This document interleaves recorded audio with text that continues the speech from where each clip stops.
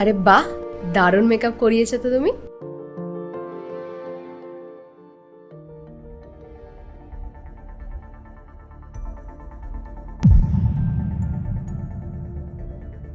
তুমি?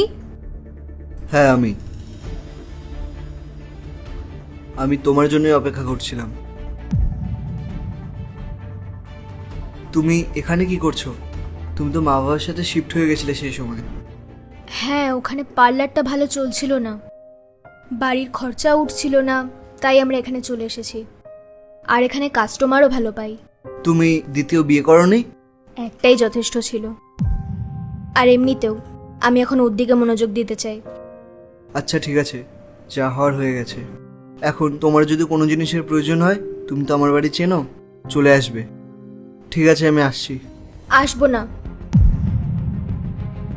যখন তোমার প্রয়োজন ছিল তখন তুমি আমাদেরকে ছেড়ে চলে গেছিলে। এখন আমরা ভাই বোন, একে অপরের জন্য যথেষ্ট। আর তুমি আমাদের সাথে দেখা করার চেষ্টাও করবে না।